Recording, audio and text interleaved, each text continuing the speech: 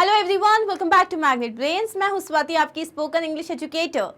And हम कहाँ पे हैं? हम हैं मैग्नेट ब्रेन्स पे, जहाँ पे किंडरगार्टन से लेके क्लास 12 तक मतलब पूरी स्कूल एजुकेशन आपको मिलती है एब्सोल्युटली फ्री। 1 और 2 चैप्टर्स के बाद आपको किसी तरीके का पेमेंट करने की ज़रूरत नहीं है। साथ ही साथ कॉम्पिटिटिव एग्जाम्स की तैयारी कर रहे हो या स्पोकन इंग्लिश की बात हो या हिंदी मीडियम का कोर्स हो, सब कुछ यहाँ पे फ्री में अवेलेबल है।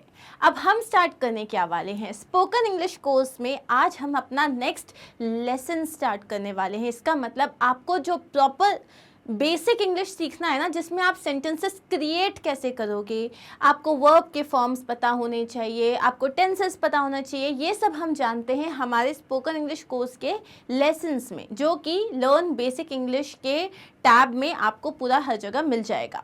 अब हमने लेसन 3 में देखा था कि आप वर्ब्स के, लेसन 2 में देखा था 3 में, हाँ, वर्ब के फॉर्म्स क्या होते हैं।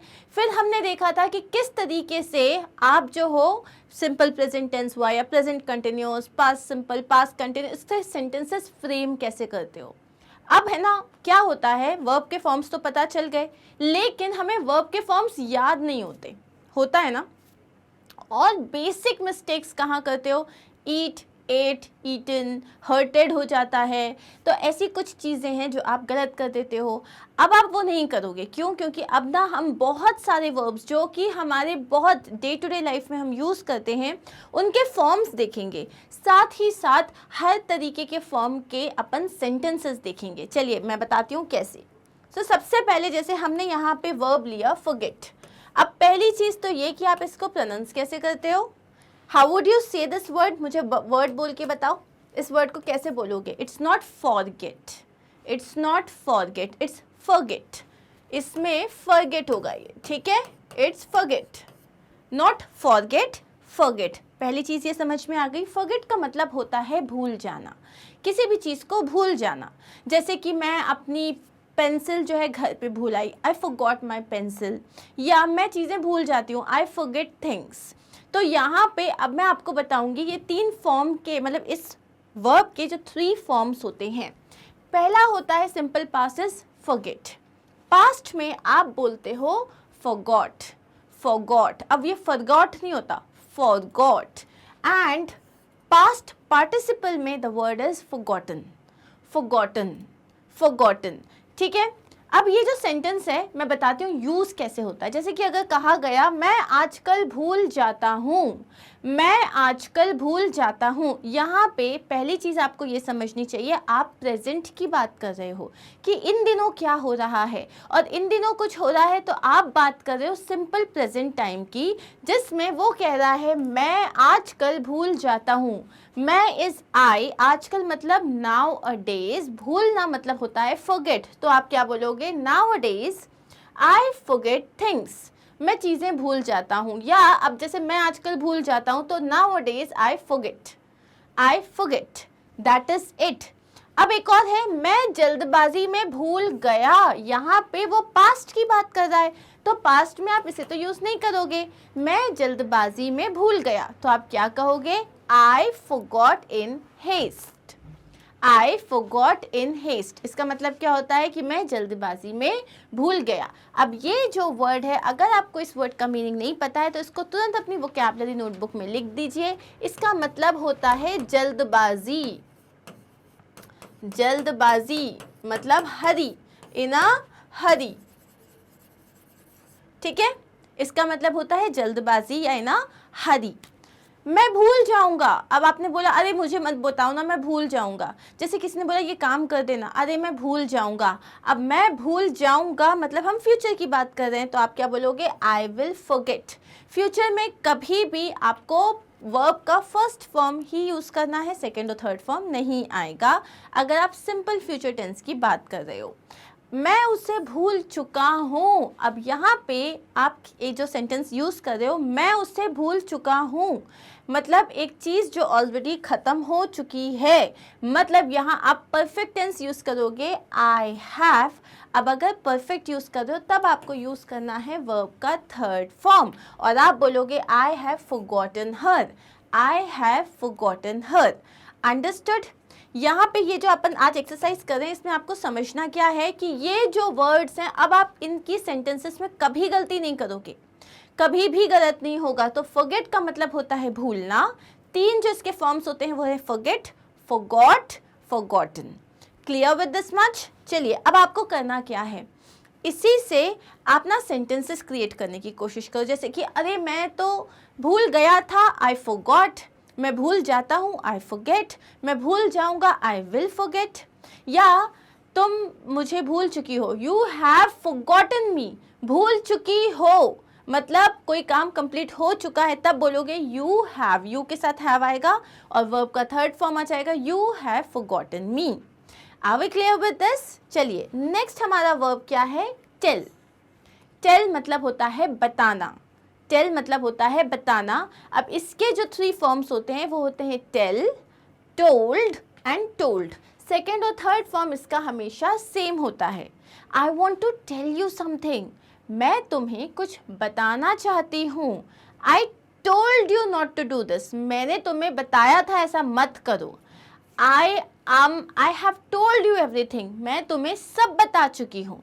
तो यहाँ पे tell, told, told। अब इसके कुछ सेंटेंसेस देखते हैं। मैंने तुम्हें बताया था मतलब कौन सा टेंस हो गया, पास्ट का हो गया। तो क्या बोलोगे आप, I told you, I told you मतलब मैंने तुम्हें बताया था। मैं तुम्हें सब बताता हूँ। अब यहाँ पे आप बात कर रहे हो कि आप एक बेसिक चीज़, जनरल चीज़ की बात कर रहे हो, मैं तुम्हें सब बताता हूँ। यहाँ पे पास्ट प्रेजेंट फ्यूचर की बात नहीं हो रही है, आज कल हमेशा से मैं तुम्हें सब बताता हूँ मतलब सिंपल प्रेजेंट की बात हो रही है। I tell you everything, I tell you everything। अब मेरा क्वेश्चन है, अगर मैंने बोला कि मैं तुम्हें सब बताता हूँ की जगह मैं तुम्हें सब बताती हूँ हो जाता, तो मैं तुम्हें सब बताती हूँ, I tell you everything, लेकिन वह मुझे सब बताती है, इसको कैसे बोलोगे, वह मुझे सब बताती है। इस सेंटेंस को इंग्लिश में कैसे बोलेंगे हम, वह मुझे सब बताती है सिंपल प्रेजेंट टेंस का। और हम एक लड़की की बात करें तो शी हो जाएगा। अब शी के साथ टेल आएगा या टेल्स आएगा, शी के साथ आएगा टेल्स। शी टेल्स मी, मुझे है ना, तो मुझे का क्या हो जाएगा, me. She tells me everything, she tells me everything. अब एक गलती जो आप लोग करते हो, जो अब आपको नहीं करनी है, वो ये है, इसके बाद आप लगा देते हो टू, वो बिल्कुल गलत है। She tells to me everything, no, she tells me everything. Tell के बाद आप टू नहीं लगाओगे, ठीक है, टेल के बाद आप टू नहीं लगाओगे। मैंने तुम्हें बताया था, I told you, I told to you, no. I tell you everything, I tell to you everything, no। tell के बाद आप to नहीं लगाओगे, ठीक है। मैं तुम्हें कल बताऊंगा, मतलब अब हम बात करें फ्यूचर की, मैं तुम्हें कल बताऊंगा, अब फ्यूचर में लगा दो will। I will tell you, कल मतलब tomorrow, I will tell you tomorrow। Next is मैं तुमको बता चुका हूँ, मैं तुम्हें ऑलरेडी बता चुका हूँ, मतलब ये काम खत्म हो चुका है, ये परफेक्ट की बात कर रहे हैं हम। तो I have told you, I have told you, यहाँ पे have के साथ हम told लगाएंगे, ये वर्ब का थर्ड फॉर्म यूज़ किया है हमने। Clear with this much? यहाँ आपको 2 चीज़ें याद रखनी है। टेल के वर्ब के फॉर्म्स क्या होते हैं, टेल, टोल्ड, टोल्ड। अब टेल के बाद टू नहीं लगाना है। I am telling to you, no, I tell to you, no, I have told to you, no. Clear? ये चीज़ ध्यान में रखनी है। नेक्स्ट है लीव। लीव का मतलब होता है निकलना या छोड़ना। जैसे कि I am about to leave for home, I am about to leave for home मतलब मैं बस घर के लिए निकलने वाला हूँ। I have left the company, मैं कंपनी छोड़ चुका हूँ, मैं कंपनी छोड़ चुका हूँ। आई लेफ्ट स्मोकिंग, मैंने स्मोकिंग छोड़ दी है। अब यहाँ पे आपको पता होना चाहिए वर्ब का फर्स्ट फॉर्म होता है लीव, सेकेंड फॉर्म होता है लेफ्ट और थर्ड फॉर्म भी होता है left. Leave, left, left. Sentences देखते हैं। मैं निकल रहा हूँ, मैं निकल रहा हूँ, कोई काम जो इस वक्त हो रहा है मतलब प्रेजेंट कंटिन्यूस टेंस, ये हो जाएगा आई एम लीविंग। लीव में आपने ING लगा दिया, LEAVING। अब इसमें ई हटा के हम ING लगाते हैं। सो आई एम लीविंग, मुझे निकलना चाहिए, मतलब अब बहुत लेट हो गया है, मुझे जाना चाहिए, तो आप क्या बोलोगे? I should leave. I should leave, चाहिए को हम बोलते हैं शुड। I should leave. मैं निकलने ही वाला हूँ, मतलब बस मैं निकलने ही वाला हूँ, तो बोलोगे I am about to leave. जब आप कोई काम करने ही वाले होते हो ना, तब आपको यूज़ करना है अबाउट टू। जैसे कि I am about to eat, मैं बस खाना खाने ही वाला हूँ। I am about to go, मैं जाने ही वाला हूँ। I am about to bring some paper, मैं कुछ पेपर लेके आने ही वाला हूँ। तो अबाउट टू कहाँ यूज़ करोगे? जब आप कोई काम बस करने ही वाले हो। मैंने छोड़ दिया था, I left. I had left, छोड़ दिया था, मैं छोड़ चुका था, आई हैड लेफ्ट। मैंने वह जॉब छोड़ दिया, I have left that job. So ये जो लेफ्ट है ये आपका वर्ब का थर्ड फॉर्म है। अंडरस्टूड? छोड़ने को या निकलने के लिए हम यूज़ करते हैं वर्ड लीव। अब आते हैं नेक्स्ट। नेक्स्ट है ड्राइव। ड्राइव करना मतलब चलाना। ओके, ड्राइव करना मतलब चलाना। अब जैसे मैं कार चला रही हूँ, I am driving a car. मैं कार चला रही हूँ, तो ड्राइव का हो जाएगा ड्राइविंग। अब वर्ब के पहले हम सारे फॉर्म देख लेते हैं। सो V1 वर्ब का फर्स्ट फॉर्म है drive. Second form is drove, मतलब drive. I drive a car, मैं कार चलाती हूँ। आई ड्रोव अ कार, मैंने कार चलाई थी। I drove a car. I have driven a car, मैं कार चला चुकी हूँ। मैं कार चला चुकी हूँ। सो ये है वर्ब का थर्ड फॉर्म, जिसके आगे आप हैज़ और हैव लगाते हो, या फिर ये जब अपन एक्टिव पैसिव खेलते हैं तब होता है। ठीक है, अब है मैं फोर व्हीलर चलाती हूँ। I drive four wheeler. अच्छा, यहाँ पे एक चीज़ याद रखना, दो वर्ड्स होते हैं, एक होता है ड्राइव और एक होता है राइड। ठीक है, राइड किसको करते हो? जिसके ऊपर आप चढ़ के बैठते हो। जैसे you can ride a horse, you can ride an elephant, you can ride a bike, you can ride a bicycle. लेकिन आप कार को राइड नहीं कर सकते, कार को आप चलाते हो, उसके ऊपर ऐसे बैठते नहीं हो। ठीक है, कार के अंदर जाके बैठते हो, तो you drive a car, you drive a bus, you drive a train, you drive a plane, क्योंकि वहाँ पे आप अंदर जाके बैठते हो इसीलिए। बाकी राइड आएगा जहाँ पे आप किसी चीज़ के ऊपर चढ़ते हो, माउंट करते हो, माउंट मतलब चढ़ना, और उसके बाद आप चलाते हो उसको। क्लियर? सो यहाँ पे ड्राइव का हमने देख लिया, तीन फॉर्म्स क्या हैं? Drive, drove and driven. मैं फोर व्हीलर चलाती हूँ, आई ड्राइव फोर व्हीलर। उन्होंने बारी बारी गाड़ी चलाई, मतलब पहले तुमने चलाई, फिर मैंने चलाई, फिर तुमने चलाई, फिर मैंने चलाई। तो हम इसे कैसे बोलेंगे? They drove the car by turns. By turns इस फ्रेज को लिख लो। बाय टर्न्स का मतलब होता है बारी बारी करना। For example, they wrote on the board by turns, उन्होंने बोर्ड पे बारी बारी लिखा। They played football by turns, उन्होंने बारी बारी फुटबॉल खेला। बाय टर्न्स बहुत अच्छा वर्ड है, इजी वर्ड है। बाय टर्न्स मतलब बारी बारी। ठीक है, मैं कार चला चुका हूँ, मतलब मैं ऑलरेडी कोई काम कर चुका हूँ। परफेक्ट टेंस में बोलेंगे आई हैव ड्रिवन अ कार, मैं एक कार चला चुका हूँ। हम बारिश में ड्राइव कर रहे होंगे, हम बारिश में ड्राइव कर रहे होंगे। वाओ, हम लोनावला जाएंगे, फिर बारिश होगी और बारिश में हम कार चला रहे होंगे। तो आप इसे इंग्लिश में कैसे कहोगे? We will be driving in the rain. हम जो है बारिश में कार चला रहे होंगे, we will be driving in the rain. Next है हमारे पास वर्ड बिकम। बिकम का मतलब होता है होना।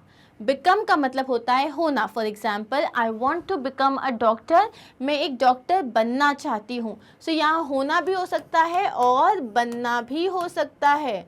ये जो एक्ट्रेस है ये बहुत रिनाउंड हो चुकी है। रिनाउंड का मतलब होता है प्रसिद्ध, या फिर बहुत फेमस हो चुकी है, बहुत ज़्यादा फेमस हो चुकी है। तो आप क्या बोलोगे? She has become famous. Become मतलब होता है होना, बनना। क्लियर?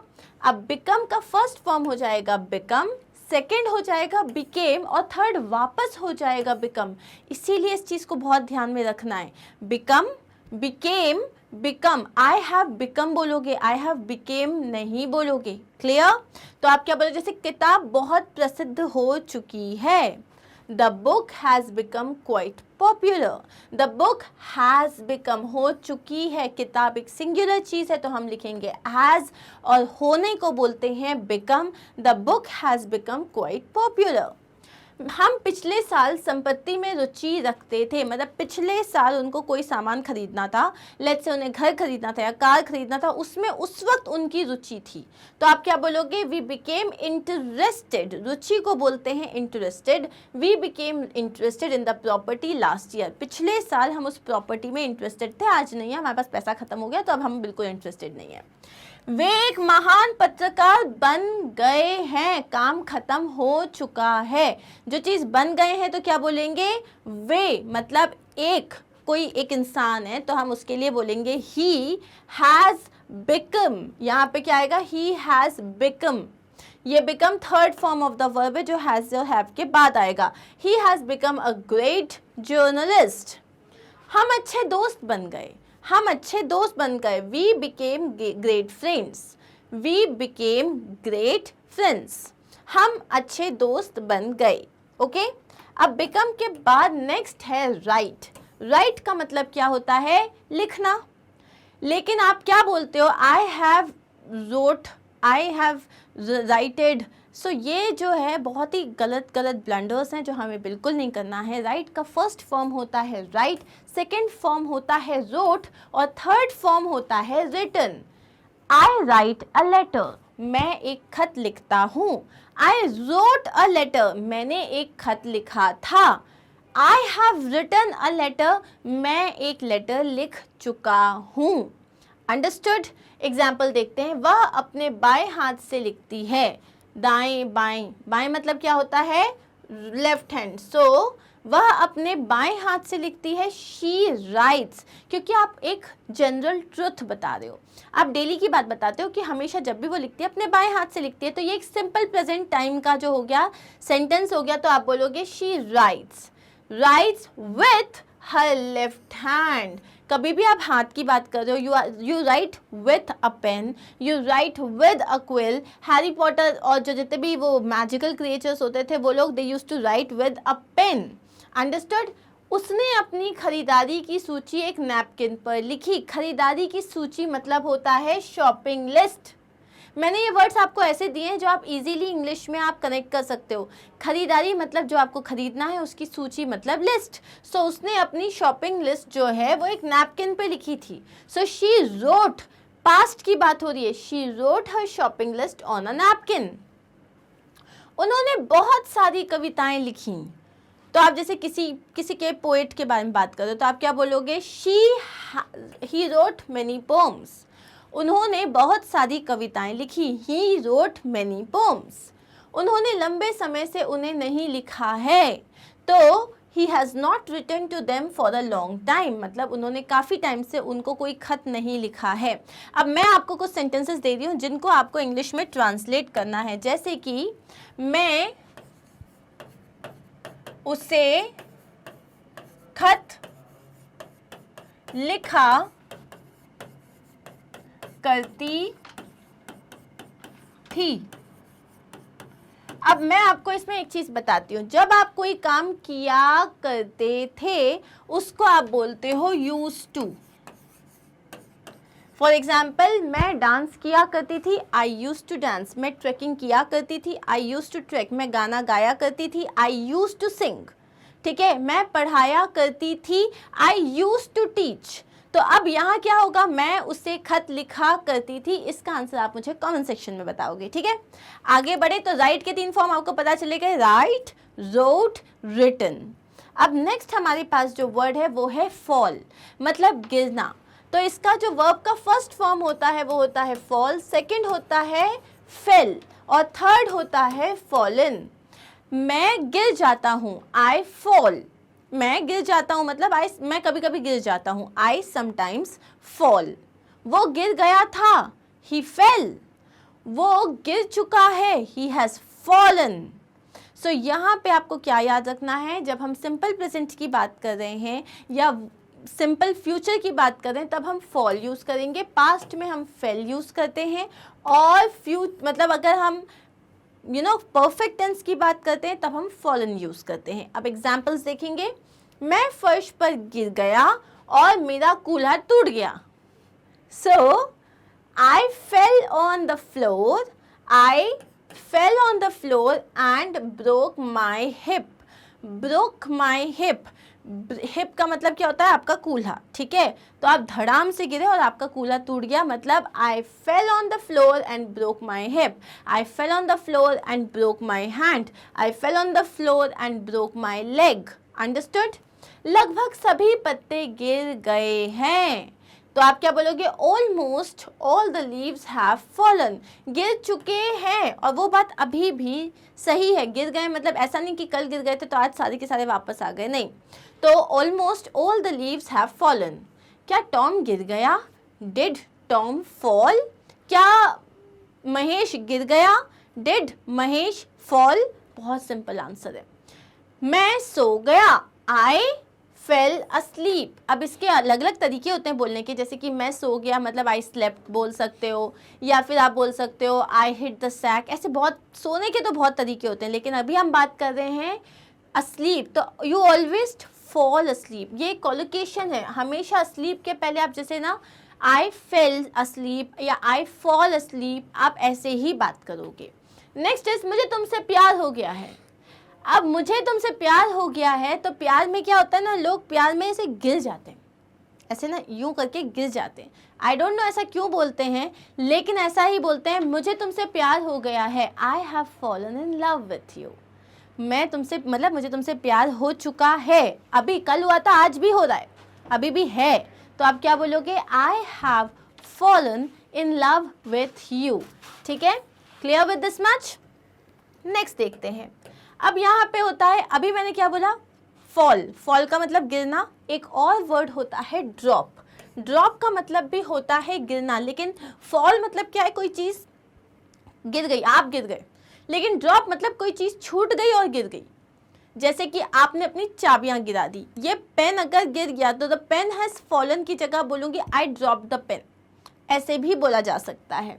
तो ड्रॉप, ड्रॉप्ड, ड्रॉप्ड, ये हो गए 3 फॉर्म्स ऑफ वर्ब्स। मैंने अपनी चाबियां गिरा दी हैं, I have dropped my keys, I have dropped my keys. कृपया इस मुद्दे को छोड़ दें, मतलब इस बारे में बात मत करो, तो ड्रॉप द मैटर। इस बारे में मत बात करो, इस टॉपिक को यहीं गिरा दो, छोड़ दो, उसको अपन बोलते हैं please drop this issue.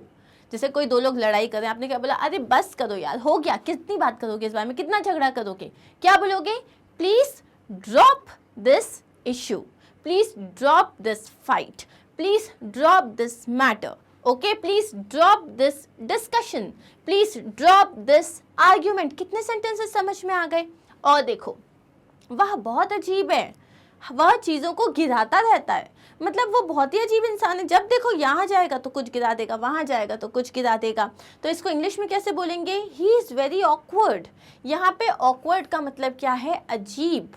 He is very awkward, he keeps dropping things. वो चीज़ों को गिराता रहता है। ही कीप्स ड्रॉपिंग थिंग्स, मतलब चीज़ें गिर जाती हैं।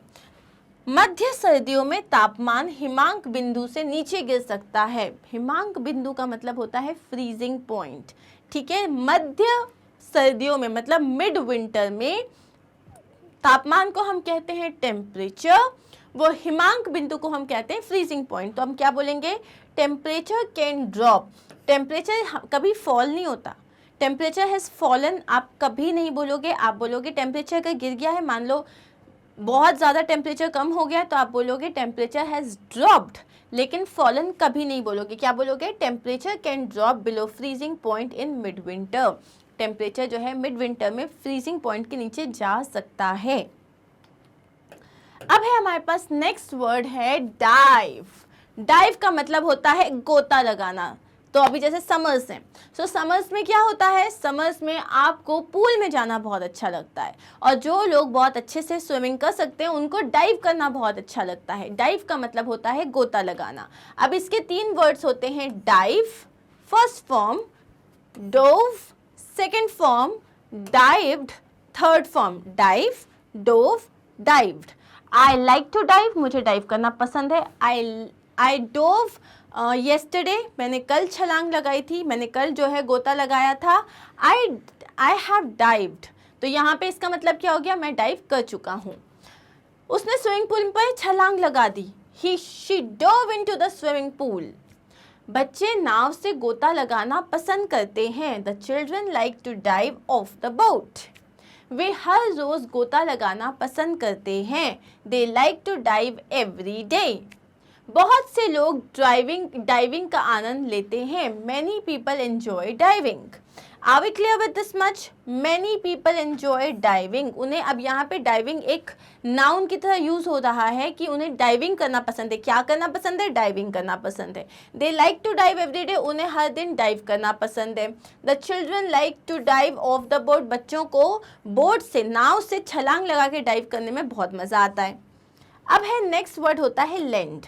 दो वर्ड होते हैं, एक लेंड होता है, एक बोरो होता है। लेंड मतलब होता है उधार देना और बोरो का मतलब होता है उधार लेना।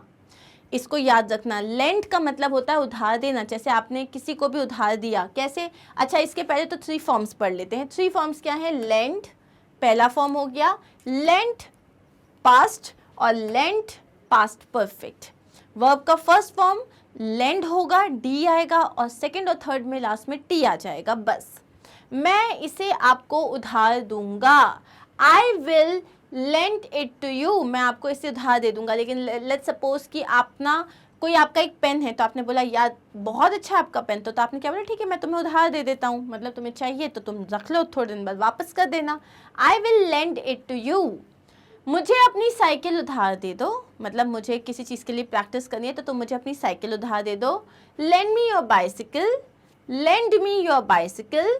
मेरे दिल ने मुझे उसे पैसे उधार देने के बारे में गलत बताया। मेरे दिल ने मुझे उसे पैसे देने के बारे में गलत बताया। मेरे दिल ने बोला कोई ज़रूरत नहीं पैसे देने की, वो झूठ बोल रहा है, रहने दो, ज़रूरत ही नहीं है कुछ देने की। तो आप इसे क्या बोलोगे? My heart misgave me about lending him the money. Misgave बहुत ही अच्छा वर्ड है, जिसका मतलब क्या होता है कि आप कोई काम करना चाहते हो, आपका दिल बोलता है रहने दे मत कर, छोड़, कहाँ लगा हुआ है। आपको सुबह उठ के एक्सरसाइज करनी है, आपके हार्ट ने आपको मिसगेव, लाइक इट मिसगेव यू, मतलब उसने आपको बोला अरे यार कितना अच्छा सो रहे हो, कितनी सुकून की ज़िंदगी है, क्यों तुमको वर्कआउट करना है, फिर कल पैर दुखेगा, रहने दो ना। तो तुम्हारे हार्ट ने क्या किया? It मिसगेव you. मिसगेव मतलब होता है मिसलीड करना, गलत बताना, ठीक है। मैंने एक मित्र को पुस्तक उधार दी है। I have lent the book to a friend, जिसने उसे अभी तक वापस नहीं किया है। Who has not returned it yet. जमानत पर दी गई राशि बहुत बड़ी थी। The amount lent on security was huge. जैसे कि अगर मान लो आप कोई घर खरीद रहे हो तो आपको क्या करना होता है? एक सिक्योरिटी देनी होती है। जैसे कि आपने कोई एक घर खरीदा या रेंट पे लिया तो आपको एक सिक्योरिटी डिपॉजिट देना पड़ता है। उसको क्या बोलते हैं कि कल को जैसे मान लो आपने दीवारें गंदी कर दी या कुछ तोड़ दिया, तो जो आपका मकान मालिक है ना, वो उस पैसे में से पैसा काट लेता है, ठीक है। The amount lent on security was huge. Huge मतलब बहुत बड़ी थी। अब बोरो का मतलब क्या होता है? बोरो का मतलब होता है उधार लेना। देने को बोलते हैं लेंड करना और लेने को बोलते हैं बोरो करना। I borrowed a book from you, मैंने तुमसे एक बुक ली थी। I want to borrow this pen, मैं तुमसे ये पेन लेना चाहता हूँ, ठीक है। तो बोरो, बोरोड, बोरोड। वर्ब का फर्स्ट फॉर्म क्या हो गया? बोरो, सेकंड बोरोड, थर्ड भी बोरोड। सेंटेंसेस देख लेते हैं। मैं सप्ताहांत के लिए एक दोस्त की कार उधार ले रहा हूँ। सप्ताहांत मतलब होता है वीकेंड। वीकेंड मतलब होता है सैटरडे और संडे, जिस दिन आपकी छुट्टी होती है, ठीक है। सो मैं सप्ताहांत के लिए एक दोस्त की कार उधार ले रहा हूँ, मतलब I am borrowing a friends car for the weekend. Next है, उन्होंने पुस्तकालय से पुस्तक उधार ली थी। पुस्तकालय का मतलब क्या होता है? लाइब्रेरी। पुस्तकालय का मतलब होता है लाइब्रेरी। तो उन्होंने लाइब्रेरी से बुक उधार ली थी, मतलब he borrowed the book from the library. क्या आप पड़ोसियों से एक कप चीनी उधार ले सकते हैं? Could you borrow a cup of sugar from the neighbours? Could you borrow, ये तो सेंटेंस बहुत ही ज़रूरी है ना। मम्मी भेजते थे बेटा कड़ी पत्ता लेके आना, एक काम का शक्कर ख़त्म हो गई, थोड़ा चाय पत्ती लेके आना, ऐसे ऐसे जाते। और हम लोग जो है बेचारे एम्बैरसमेंट के कारण हमें बहुत बुरा लगता है, फिर लगता है चलो कोई बात नहीं, it's okay. So could you borrow a cup of sugar from the neighbours. Could you borrow, could क्यों, कैन क्यों नहीं बोला, क्योंकि यहाँ हम पोलाइटली बात कर रहे हैं इसलिए, ठीक है।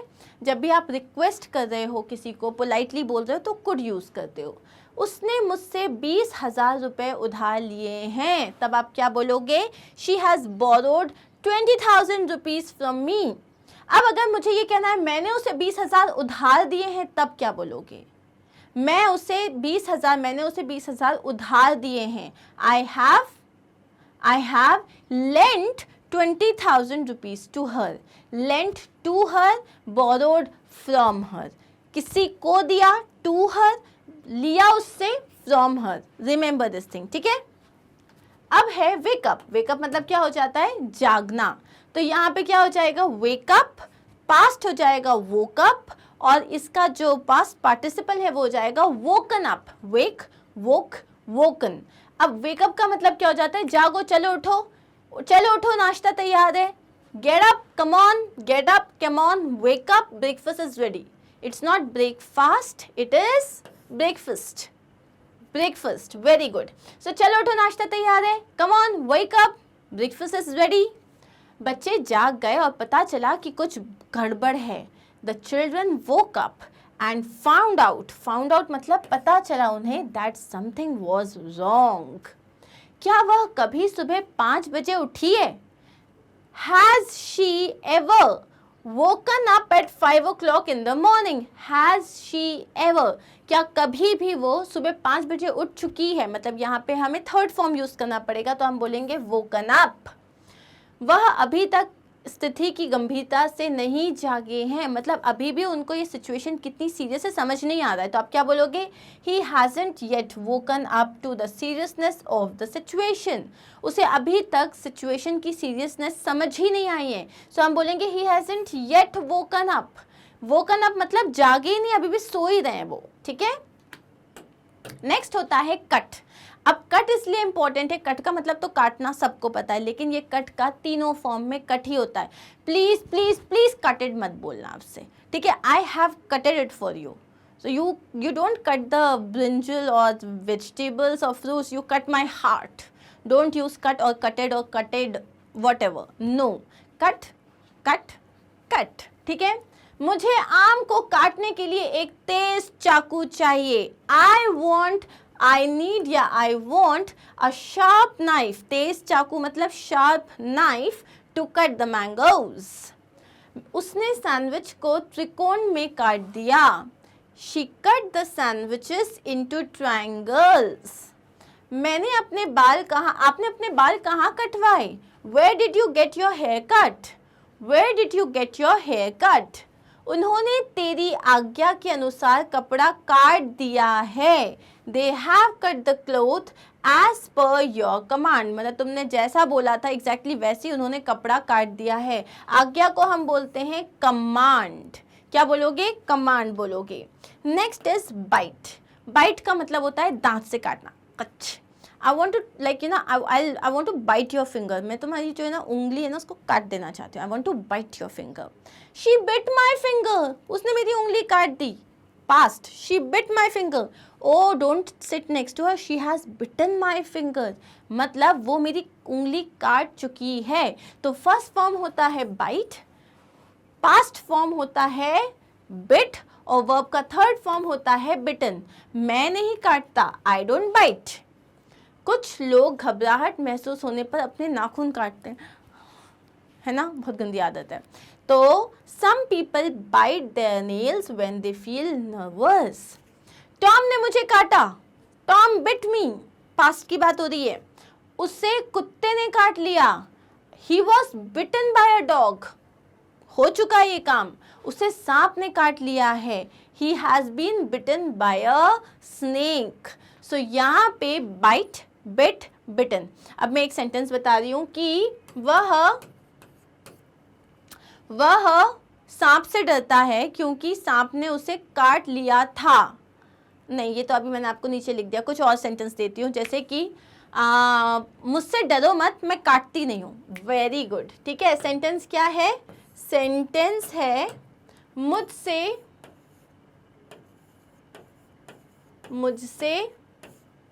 डरो मत,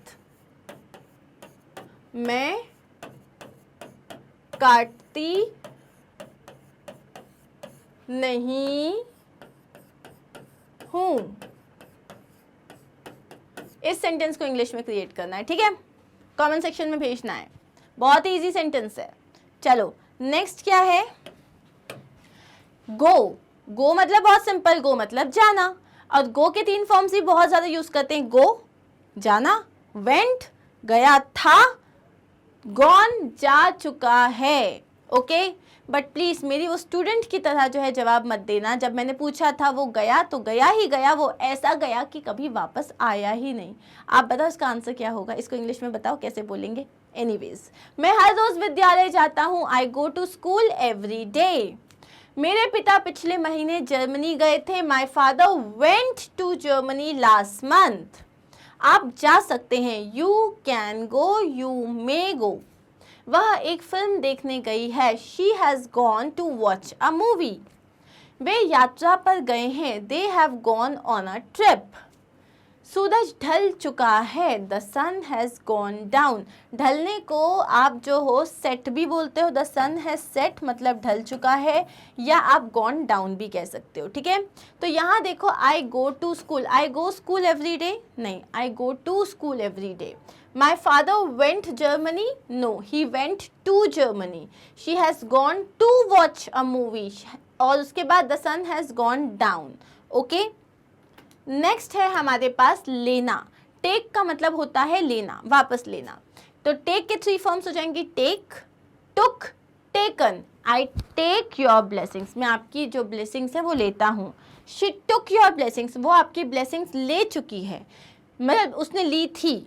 शी टुक योर ब्लेसिंग्स, उसने आपकी ब्लेसिंग्स ली थी। She has taken your blessings, वो आपकी ब्लेसिंग्स ले चुकी है।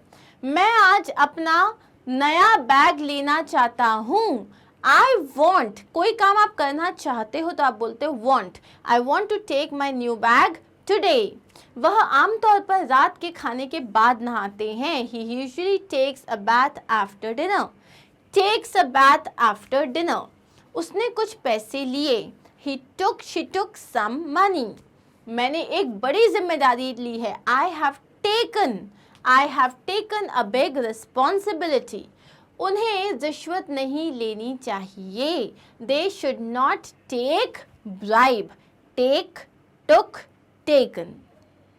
सो दैट इज़ इट। अब हमने ये जो सारे वर्ब्स देखे हैं, देखो द थिंग इज़ कि आप लोग ये बोलते हो कि मैम वर्ब्स याद नहीं रहते। अब याद रहेंगे, है ना। हम एक एक वर्ब के बहुत सारे एग्जाम्पल्स देख रहे हैं और उनके डिफरेंट फॉर्म्स देख रहे हैं। तो एवरीडे सेंटेंसेस जो आप क्रिएट कर रहे हो, लेकिन डिफरेंट फॉर्म्स ऑफ वर्ब्स के साथ, ऐसे हम बहुत सारे वर्ब्स पढ़ेंगे, ठीक है, ताकि आपको ये बेसिक सेंटेंसेस आ जाए। मैं और इजी वर्ड्स दूंगी, और इजी मतलब सेंटेंसेस दूंगी, और ज़्यादा सेंटेंसेस दूंगी। आप मुझे बताओ आप कैसा चाहते हो इस चीज़ को, राइट। बिकॉज ये आपकी क्लास है ना। आप मुझे बताओगे कि मैम ऐसे सेंटेंसेस और चाहिए, या मैम ये वाला नहीं चाहिए, या जो भी आपको लगता है, जो भी आपका फीडबैक है, that is most welcome. Please share your feedback with me. ये सारे जो वीडियोस हैं आपको मैग्नेट ब्रेन्स की वेबसाइट पे मिलेंगे। अभी आपको जो आपने रिक्वेस्ट किया था कि मैम जितने आप शॉर्ट्स बना रहे हो, उन शॉर्ट्स को भी उसकी भी एक कैटेगरी डाल दो, हमने वो भी कर दिया। तो अभी आपको क्या करना है, यहाँ स्पोकन इंग्लिश है, स्पोकन इंग्लिश पे क्लिक करोगे, वॉच नाउ पे क्लिक करोगे, और आपके पूरे चैप्टर वाइज वीडियोस आ जाएंगे, जिसमें word of the day, reading comprehension, pronunciation tips, और उसके अलावा लेसन्स जो होते हैं आपके, या फिर जहाँ पे हम कॉमनली मिसप्रोनाउंस वर्ड्स देखते हैं, वो सब कुछ है वहाँ पे, including shorts. So all you have to do is just जाओ, क्लिक करो, इस तरीके से वीडियो स्टार्ट होगा, और पढ़ाई करो। आपको इंग्लिश अगर सीखनी है तो मेहनत करनी पड़ेगी, ठीक है। सो आपका जो पैशन है उसको कम मत होने देना। मिलते हैं बहुत जल्दी हमारे नेक्स्ट वीडियो में, जहाँ पे हम और बहुत सारी चीज़ें सीखने वाले हैं। Thank you so much. Take care of yourself and do not forget to like, share and subscribe. Bye.